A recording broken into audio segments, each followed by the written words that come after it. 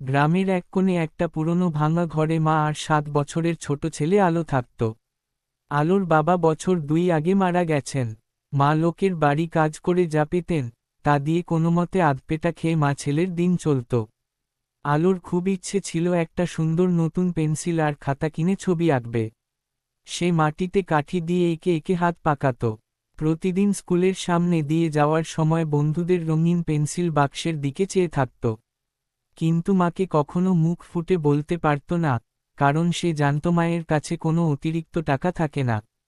একদিন শীতের সকালে আলো দেখল মা খুব অসুস্থ, জ্বরে কাঁপছেন। কাজের বাড়ি যেতে পারছেন না, ঘরে এক মুঠো চালও নেই।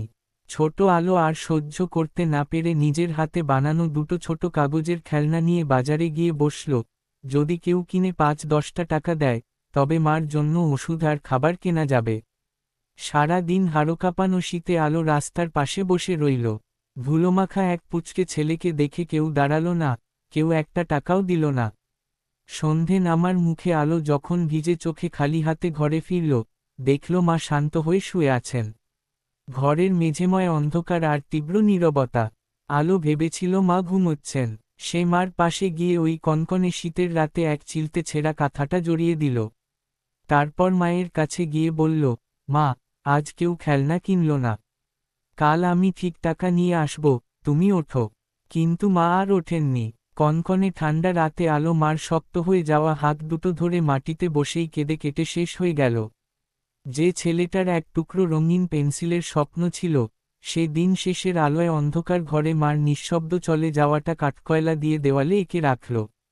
পরদিন সকালে আলো যখন দরজার ফাঁক দিয়ে আসা রোদটুকু দেখতে পেল, তখন তার চোখে আর কোনো জল ছিল না। সে ঘরের কোণ থেকে এক টুকরো শক্ত কাঠকয়লা তুলে নিয়ে মার নিথর দেহের পাশের দেওয়ালে একটা রঙিন পেন্সিল আর ছোট একটা ঘর আঁকল। তারপর মার শক্ত হয়ে যাওয়া হাতের মুঠোয় নিজের সেই কাগজের খেলনা দুটো গুজে দিয়ে শান্ত গলায় বলল, তুমি একা যেও না মা, তোমার পেন্সিল বাক্স আমি আঁকা শেষ করে ফেলেছি। যে রাতে বরফ শীতল হাওয়া গ্রামের প্রতিটা ঘরে আলো জ্বেলেছিল, ঠিক সেই রাতেই ঘরের শেষ আলোটুকু নিভে গিয়ে কাঠকয়লার কালো দাগের ওপর দুটো নিস্পন্দ শরীর চিরদিনের জন্য একসাথে জমে পাথর হয়ে গেল। পরদিন সকালে গ্রামের মানুষ এসে দেখল, ছেঁড়া কাঁথার নিচে মা আর ছেলে একে অপরকে জড়িয়ে এমনভাবে ঘুমিয়ে আছে, যেন তাদের আর কোনো দিন কোনো নতুন পেন্সিলের প্রয়োজন হবে না। দেওয়ালের কাঁচা কাঠকয়লার চিত্রে রোদের প্রথম রশ্মিটা এসে পড়া মাত্রই একটা অদ্ভুত রূপালি আলো ঠিকরে বেরোল। গ্রামের মানুষগুলো অবাক হয়ে দেখল, আলোর সেই আঁকা ছোট ঘরটার ভেতর দুটি রূপকথার মতো ছায়ামূর্তি হাত ধরে হেঁটে যাচ্ছে।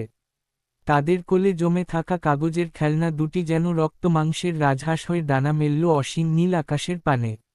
দুনিয়ার শত দারিদ্র্য আর কনকনে শীতের অবহেলাকে পেছনে ফেলে আলো শেষ পর্যন্ত তার স্বপ্নের সব রঙিন পেন্সিল খুঁজে পেয়েছিল।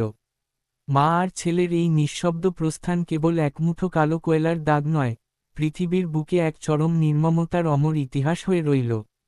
এই গল্প আমাদের শেখায়, পরম করুণা আর এক ফোঁটা সহানুভূতি দিয়ে পৃথিবীর কোনো না কোনো ছোট আলোর জীবন আমরা রঙিন করে তুলতে পারি।